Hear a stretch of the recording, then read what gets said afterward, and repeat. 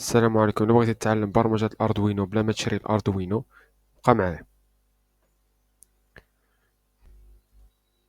كنجيو لهنايا كنكتبو تينكر كاد، كندخلو لهنايا من بعد كنتسجلو عاديا. من بعد ما كندخلو للصفحة الرئيسية اللي هي هوم، كنجيو لهنايا كرييت وكنجيو لهنايا سيركتس.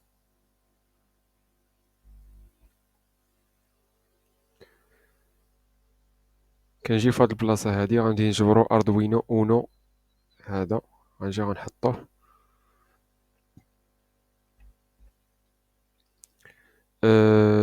دابا غنعملو واحد التيست اللي هو صغير، واحد التجربة كيفاش غادي أول تجربة كيفاش غادي نخدمو اللامبة ولا البولة. كنعملو ستار سيموليشن، وكيف ما كتشوف هنايا هي البولة خدامة. هذا كود كيجي ديجا كيجي بري انستالي في الاردوينو، ولكن حنا غادي نعملو الكود ديالنا. غادي نجيو لهنايا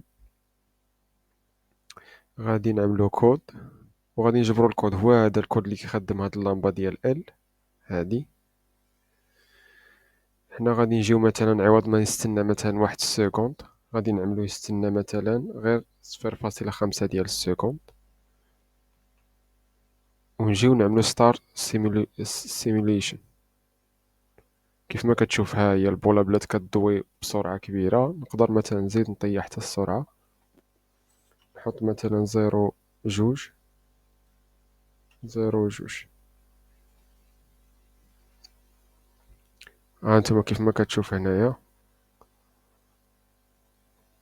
سرعة البولة بدات كتبدل، يعني تزادت السرعة ديال البولة. وإلا بغيت ننتقلها مثلا غادي نجي عاود نعمل الكود ونعمل مثلا نعمل مثلا 2 ديال السكوند كاع. من بعد في الحلقة اللي ما جا ديك الساعة غادي ندخلو نهضرو على التفاصيل ديال هاد لي بلوكس كيفاش كيخدمو، نعملو حنايا كود ديالنا.